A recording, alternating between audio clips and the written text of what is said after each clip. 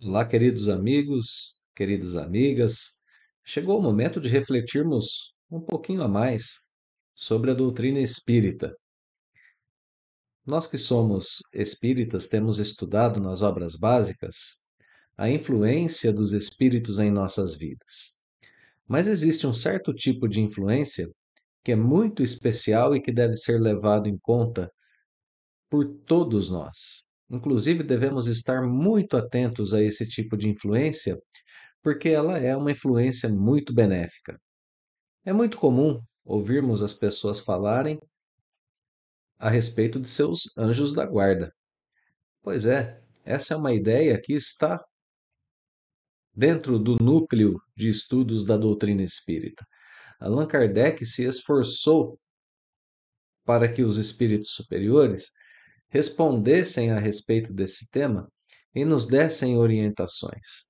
Então, sim, para a doutrina espírita existe a ideia dos anjos da guarda. Existem aqueles espíritos que estão particularmente ligados a cada um de nós, no decorrer da nossa vida terrena, da nossa experiência corpórea. E segundo a doutrina, esses espíritos, inclusive, continuam nos acompanhando muitas vezes depois que deixamos o mundo corpóreo. O papel desses espíritos é o mesmo papel ou um papel muito parecido com o papel dos pais terrenos, papel que um pai tem em relação ao seu filho.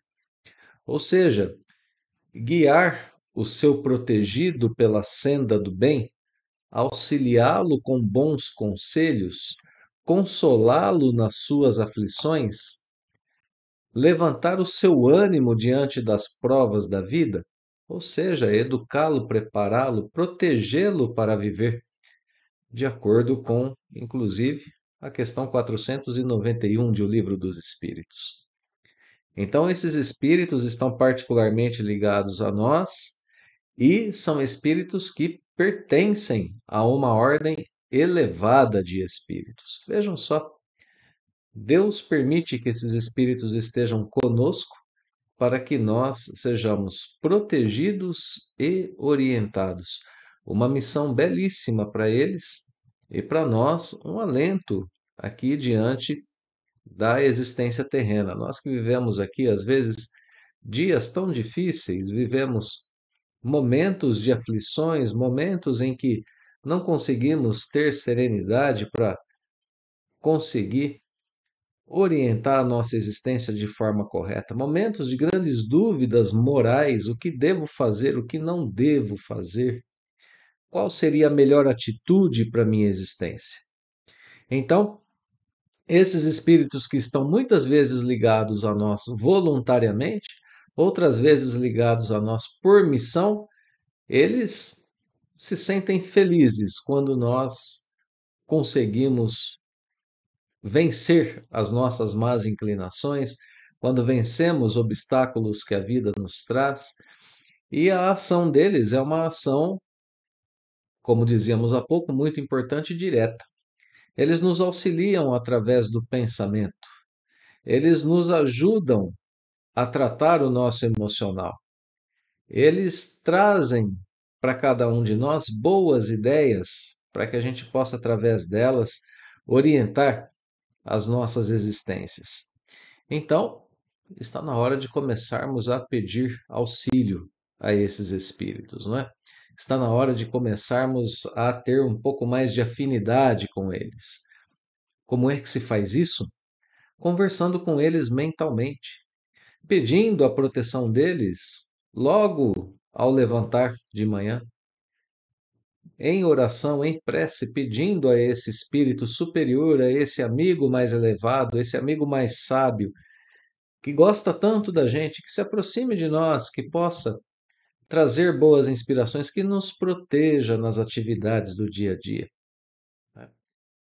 Espírito que vai, sem dúvida nenhuma, atender ao nosso chamado, mas muita atenção, muita atenção. Porque o anjo guardião, ele é um espírito ligado mentalmente a nós, não significa que esteja do nosso lado o tempo todo, mas ele está mentalmente ligado a cada um de nós, o que já basta para que ele conheça nossas sensações, nossos pensamentos, as nossas aflições, enfim, para que nos conheça intimamente, para que saiba tudo aquilo que está acontecendo naquele momento da nossa existência. Então ele não precisa estar ali ao nosso lado o tempo todo, ele tem consciência daquilo que está nos acontecendo. Então, como dizíamos, muita atenção, porque quando o anjo guardião nos protege, quando ele traz boas sensações, bons sentimentos, mas ele percebe que a sua ação é uma ação inútil, porque mais forte em nós é a influência que a matéria exerce, a influência de antigos pensamentos, a influência de sentimentos desarrazoados, como o remorso, a culpa, o ódio, a mágoa. Então, seus conselhos, suas boas vibrações se tornam inúteis.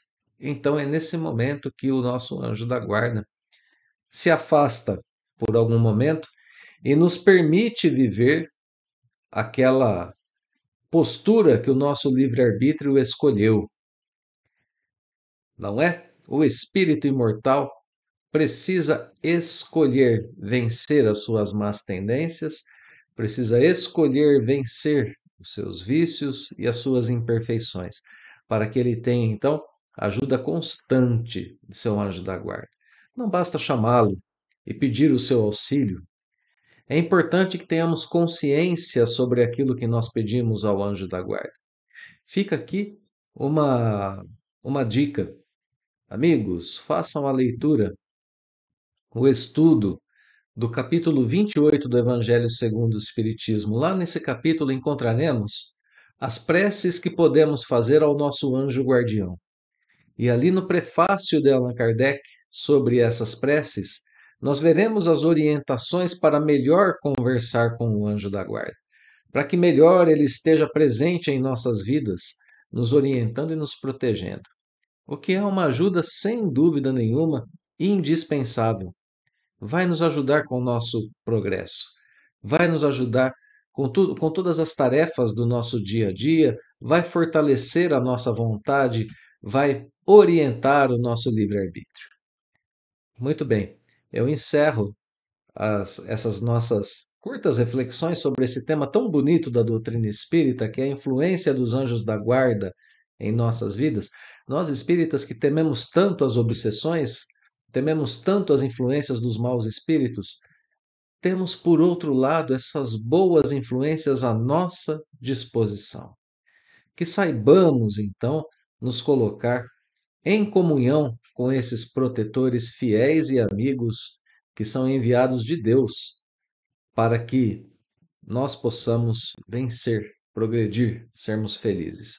Eu encerro a nossa reflexão com o último parágrafo de uma mensagem que está na questão de número 495 de O Livro dos Espíritos e que é assinada por São Luís e por Santo Agostinho. Aqui eu faço a leitura apenas desse último parágrafo para é, a gente sentir um pouquinho dessa influência desses amigos em nossas vidas.